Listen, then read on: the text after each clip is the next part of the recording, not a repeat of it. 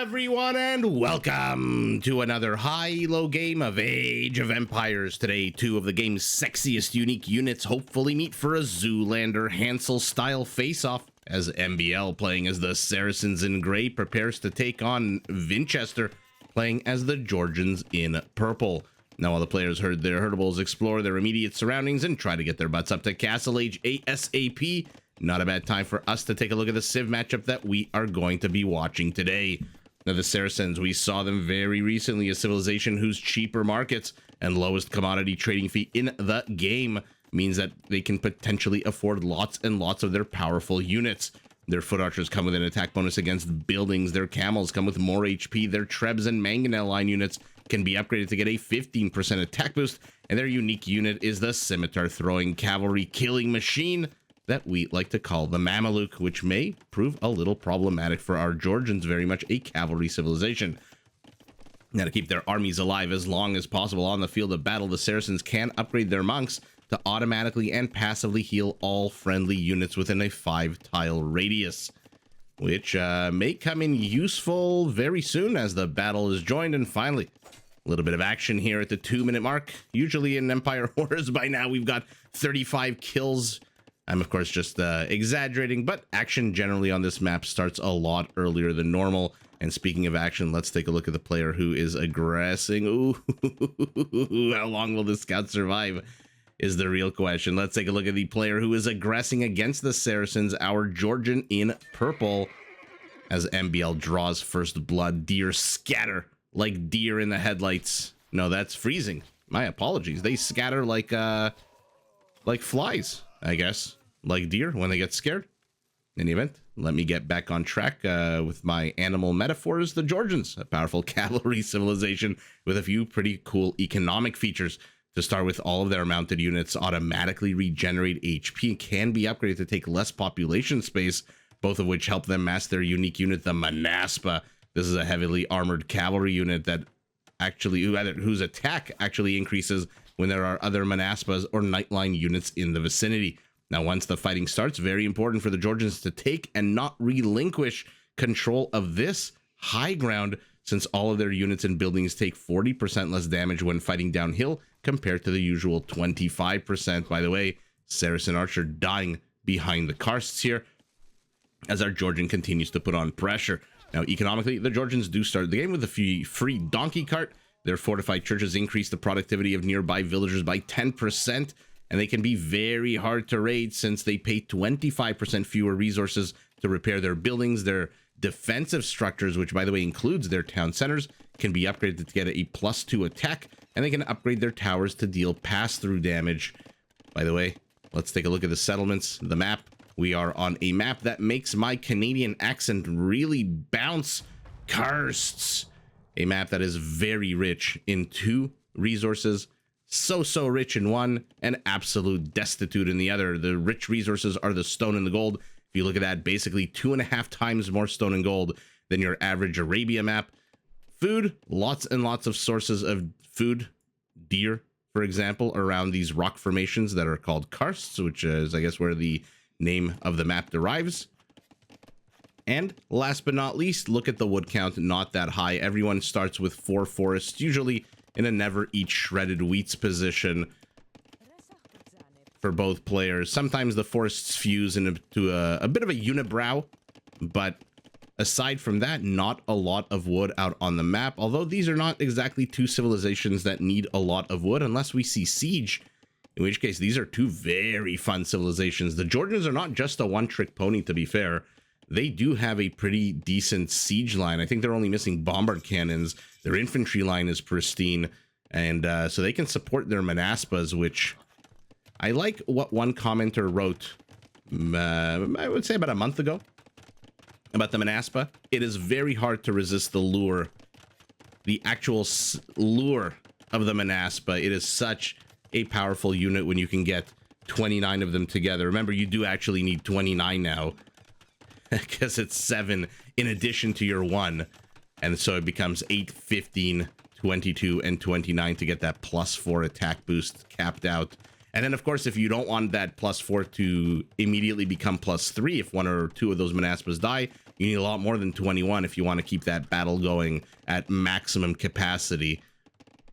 For now, speaking of maximum capacity, we've got 9-10 archers on the field. Both players are in castle, so these archers very soon will become 4-3-2-1 crossbowmen. Yep. Cool little helmets. Improved weapons of war. And here they stand atop the hill. Kill count 5-3. Only one town center for MbL. Interesting. So he's already starting to fall behind in villager count, army count. He is very much going up ahead. Does have wheelbarrow. Our Georgian just now got it. And so whatever's tiny economic lead wheelbarrow gave him, I shouldn't say tiny. Wheelbarrow's not exactly a tiny economic advantage over non-wheelbarrow, has disappeared. And now one player is getting ballistics, one player is getting elite skirmishers. How many skirmishers does he have on the field right now? Our Georgian, only 6. Okay, so he's in full mini boom mode right now. 7 villagers are a training. And now our Saracen, he's going to cause a little bit of trouble here. Because remember, these crossbowmen now come with a +3 attack bonus against buildings. Now that's really, when you do all the math and all the calculations, not that I'm trying to be spirit of the law here, but when you do all the calculations and all the everything, giving them the extra attack bonus really only improves their attack by 2. But in any event, it is still a +3 attack, and these crossbows are getting a good amount of villager kills right now. So far, 2, 3. Fortified church goes up. Villagers get inside. Arrows are firing. How many fortified churches does he have at the moment? 2. Now remember, villagers within an 8-tile radius are 10% more productive. I do apologize, I'm coming off a bit of a cold if my voice is coming across a little raspy or more annoying than usual. And this squircle around the fortified church is the attack radius of 6 tiles. So you have to add 2 more tiles in each direction. And that's the productivity booster. That is, if somehow our government found a way to spread some kind of chemicals into the air to make us more productive, to spray us with chemtrails of more productive, I don't know what, Adderall, Pervitin, something in the air, that's exactly what this aura around the fortified church does. And our Saracen is here with his siege. Okay, so I said not really gonna need wood unless we go siege. And of course, immediately the Saracen builds probably the most wood-intensive army he can. I don't see a single unit that he's going for that does not cost wood of some kind. He's also here to the right. But with this many skirmishers here, I don't expect them to be able to stick around very long. Vinchester might want to invest in ballistics as well if he's going to defend this with ranged units. Okay, has shoot away the crossbowmen to the right. I like the use of gray. You don't really see gray in 1v1s. Makes it a little bit harder to see on the mini-map, a little bit harder to see on the actual screen, and I wonder if that's why MbL chose it. At the time of casting these games, I believe these 2 players are vying for the last spot on the Red Bull top 4 Wololo ranked Empire Wars. This is a very long sentence, by the way. Position, the coveted last final spot. I believe MbL, Vinchester, and Mysterio have just been absolutely on an Empire Wars tear, playing as many games as they can, trying to get their Elos up. Looks like archery ranges to the back university as well, so we're gonna get ballistics, I'm assuming, from that university. Certainly has the resources for it. Monks are healing these skirmishers for now. As much as I made a bit of a sarcastic introduction, calling the Mameluke and the Manaspa sexy, I meant more in the, you know, in the use of the unit. I think a lot of people now, when they play Georgians, basically go Manaspas. When they play Saracens, it's very hard to resist the Mameluke, even though it is quite an expensive unit. But for now, we're not seeing either one of those. What we are seeing is our first Georgian castle being built to the right. Interesting. So he thinks, does Vinchester, that he can hold this forward position with a town center, a pair of monks, and some skirmishers. Otherwise, his castle would have very much been built, at least, I wouldn't say in the forward position, because then the mangonels and the crossbows would have a field day shooting those villagers like fish in a barrel. but at least maybe here to give a bit of an endpoint to the push. Right now, these mangonels and crossbows can basically push into wherever the hell they want in this Georgian base. A castle right here would have given them a natural wall to bang their heads against, rather. But now the castle's all the way over here. Our Saracen has no clue that it's there. He is in fact going light cavalry unit because he thinks he's facing a bunch of monks. And 2 Manaspas are already being trained here. By the way, now how many fortified churches? 4 fortified churches. Absolutely incredible. And you can put them around the Karsts, which, if you're not familiar with this map, number one, you must have been under a rock for the last 2 months. But around each one of these rock formation is a whole bunch of stone and gold. Converted mangonel meets its maker as these 2 scout units move into the base. They have seen the castle. They have died to the castle, and now they are seeing the Manaspas. Let's see whether... Oh, I love that by Vinchester, using his villagers to attack. Let's see if either player has husbandry. I don't think I saw. No, the scouts do not have husbandry. The Manaspa does not have husbandry. Okay. Villager bites the old dust. And now MbL is down 12 villagers. He's up to 3 town centers himself. So he has gone up to the same economic standing as his opponent in terms of production capacity. Unfortunately, it took him a lot longer to get to 3 town centers than it did our Georgian, who suffers a bit of an international house of pancake situation here. Ooh, the Manaspa also took a bunch of rocks to the face. Oh, good luck to you, charging into a bunch of crossbows. So MbL does have the same number of town centers. Unfortunately, it took him a while to get there, so he is still down now 11 villagers. There's husbandry for one player, there's chain barding armor for the other player, and a single camel vigilantly watching the battle unfold in front of him. These light cavalry units making sure that monks cannot pop out. What an absolute brilliant use of a little bit of food here for MbL. And another castle is going up. So this is where I thought the original castle would go, somewhere here. Our Georgian is pushing out at the same time. He has busted his way in. Actually, he didn't bust through shit. Mr. Yo has jacked... Mr. Yo, my goodness, MbL has jacked a little bit too much wood. And we'll keep an eye on those Manaspas to the north. Seems like they are running amok. We'll see what our Saracen has to defend against them. I don't really see the camels here, although it looks like the camel got converted and joined the Georgian army. And town center is down, but a pair of flanking castles means that this is as far as our Saracen is going to go.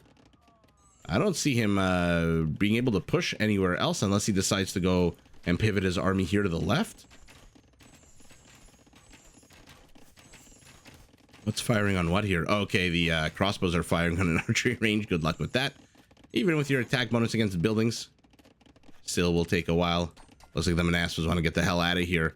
They have 10 kills, 8 of them villager kills. We got one more Manaspa here. Where does this villager think he's going? Okay. This guy didn't get the memo that you don't really need to do this since they're... okay, never mind. There was a gap in the forest. Let's see if husbandry for any player just yet. I feel like the Manaspas do. Yeah, they are outrunning these camels, which should not be happening. So this should clue MbL into the fact that, hey, wait a second. Why are my units moving so slowly? And yeah, they do in fact not have husbandry. They also do not have much life left in them as the 2 camels die, but they take a Manaspa down with them. And now this center position has been abandoned. Well, not abandoned. It actually looks like a huge battle happened here and a huge loss for our Saracen, who has brought his crossbows home. Looks like they have died while I was focusing on the chase. We'll have seen whatever happened there in picture, if indeed anything did happen. And now the Manaspas are back. They're going to get another villager. Camels are out, though, for our Saracen. How does MbL not realize that he doesn't have husbandry? And now they have the superior numbers. They surround those 2 Manaspas as the Manaspas surround the Saracen stable. Will somebody please get rid of this one Manaspa? Please and thank you. We are going up to Imperial Crossbow and Iron Casting. Okay, 3 very interesting upgrades for our Georgian. Iron Casting, I understand. Crossbow, not so much. Really? I have to sometimes click on it just to make sure I'm not tweaking out or not missing something. Okay, that extra Manaspa from the house attack to the top has joined his friends. How many Manaspas are we working with here? Only 24. So with Iron Casting, they should be at a +5 now with the extra +3 for free. And our Saracen is not ready to meet them. He is walling in 2 minutes away from Imperial Age. So he's going to hit Imperial about 15 seconds behind his opponent. Not the end of the world for MbL, who for the first time looks like he's taken a villager lead here and is unfortunately having to idle quite a number of villagers here. This is 6 villagers who are not working as they try desperately to plug any kind of gaps that may develop here in this hastily constructed wall off. Looks like our Georgian is reclaiming this central part right in front of his base. Now, this is definitely not a fight these Manaspas want to take. Camels in a choke point. Camels, by the way, with 25% extra HP. So they start with 100. Bloodlines adds 20. And the good old Saracen bonus adds another 25. 145 HP. And is tanky. As awesome as a Manaspa is, 10 HP regeneration per minute now that we're in the Castle Age. I'm not too sure you can take on the camels in a choke point with their +9 attack bonus against the cavalry. Okay, I was wrong. It's actually 9 seconds, not 15. Camel chases. Where are you going? Are you just a distraction spotting camel? One player getting elite Manaspas, halberdiers, conscription, and blast furnace. The other getting final. Now is probably the last time you want to get husbandry. You're inside your base.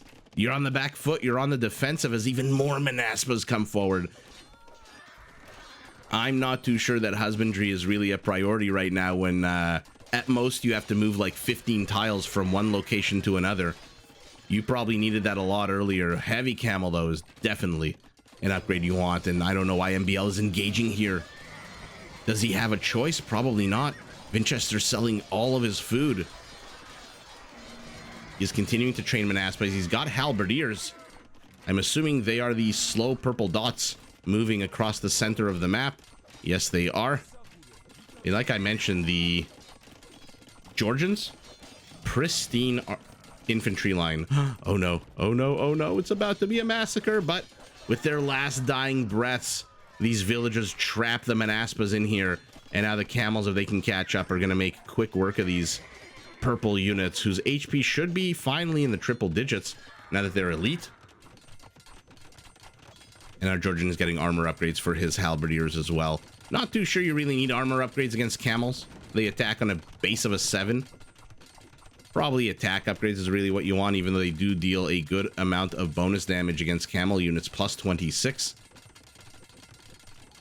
It's an interesting question. What would you prioritize in a spearman line unit against camels? I don't think armor is really that necessary, to be fair.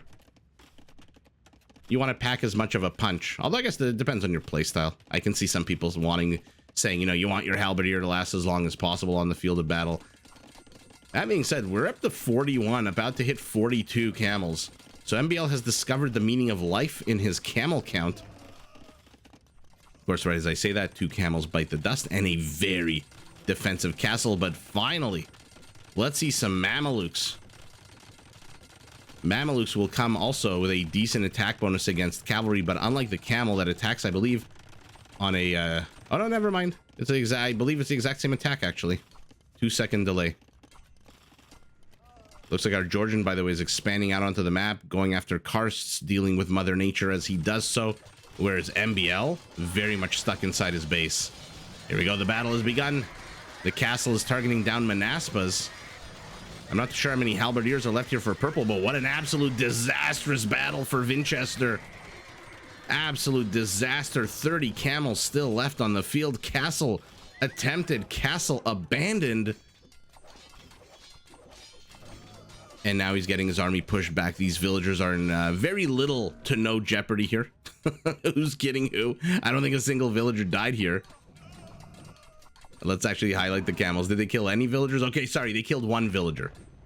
That just... oh yeah, there he is. His back is melting into the grasslands. That just goes to show you how weak camels really are against anything other than cavalry. And thus ends my usual rant about camels. It looks like Vinchester trying to bust in through the right side as well. Unfortunately, one Manaspa only can make its way there.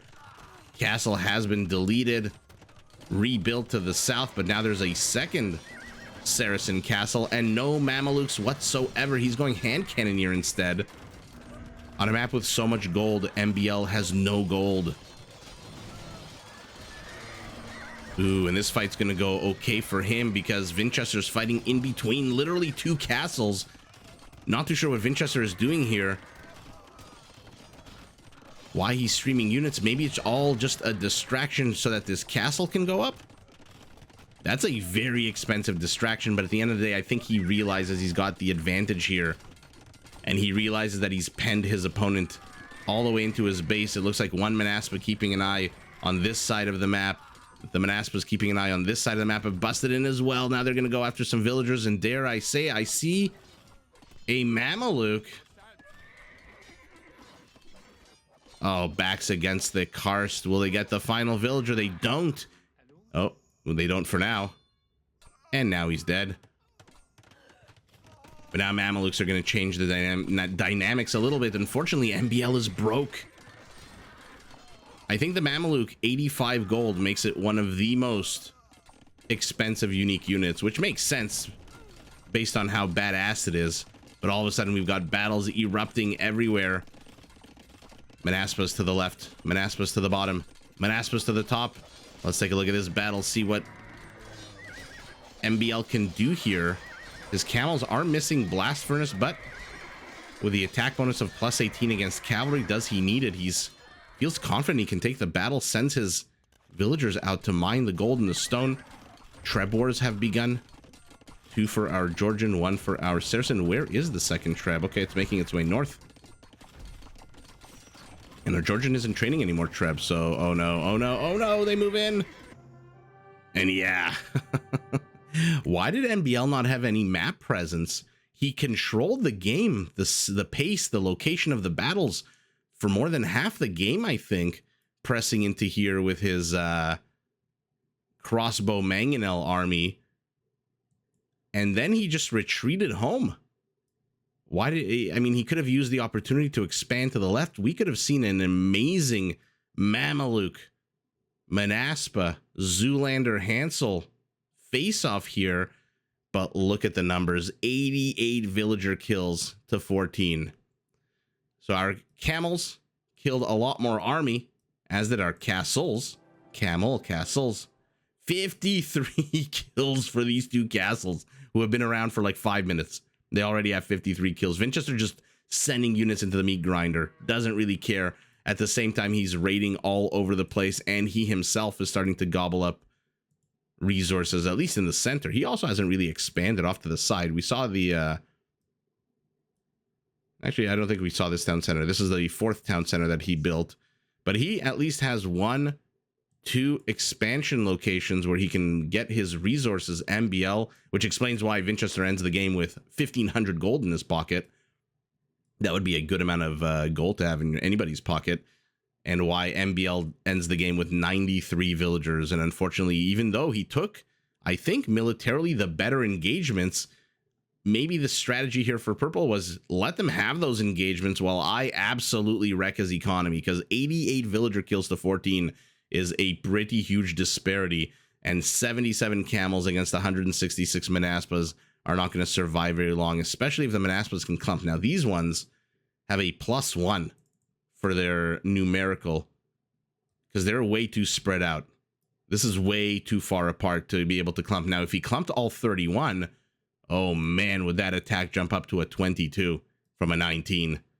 So that would make it even, and 22 attack against a camel that has very little armor is huge. Unfortunately, these are Saracen camels with 25% more HP. So, like I said, potentially could have seen a lot of very fun, interesting matchup combos, but Vinchester doing what Vinchester needs to do. He's at 200 population, MbL's 112, because he is just absolutely all over the place, killing, plopping down infrastructure, 2 forward castles, and even though things looked a little dicey with that one denied here, he just pushed the battle in and used that opportunity to get this castle up. So a couple of big brain moves here out of our Georgian in purple, who has the higher APM, about 6 minutes after MbL's. And let's take a look at the economies. Yeah, look at that, 20,000, 19,000 more resources for our Georgian. Even though, again, MbL controlled the pace of the game for the longest time with those crossbows, mangonel push, and it was our Georgian who was on the back foot for a while. But now look at this, all 4 resources, no relic gold at all. 3 conversions out of 158 is literally less than 2%. Raising's 39 to 4. Ouchie, ouchie, ouchie. And yeah, I mean, is this the this has to be the the time here, 23-23, where the military population drops from 37 to 14, or maybe it's somewhere else. It doesn't really matter. The point is, MbL, maybe a bit of a missed opportunity to control some other parts of the map or take control of some parts of the map. We saw him delayed going up to 3 town centers because he was pumping out that army in huge quantities. And like I mentioned earlier, his army was all wood, all mangonel, crossbows, skirmishers, spearmen, all wood intensive. And when you go all wood intensive, you can't really afford that much for your town center. Not exactly a Britain discount over here. And so, unfortunately, MbL's economy was kind of behind from the beginning. And then once the Georgian cleaned up the army here in the center, pushed it back, it was just pedal to the metal for our Georgian, which is pretty much an amazing thing to see. And the Saracens are not a civilization that can sit back in a little corner, even though the corner has a good amount of resources left in it. They can't just sit back in a corner and get starved out. This is a civilization that needs a lot of resources if you want to go up to your heavy hitters. And even 37 minutes into the game, these are not at their best. They're still missing Blast Furnace. And Mamelukes definitely could have changed the dynamic, but 1 or 2 came out, 1 or 2 died. And unfortunately, that's all she wrote for the Saracen army, who, despite an impressive initial push into the Georgian northern portion of the settlement, ultimately that push did collapse, which gave the Georgian an opportunity to take the W in a very fun actual seesaw back and forth between these two, like I said, super cool, super sexy civs. But ultimately, it is Vinchester who takes the W with the just ridiculous number of villager kills. But GG to both players.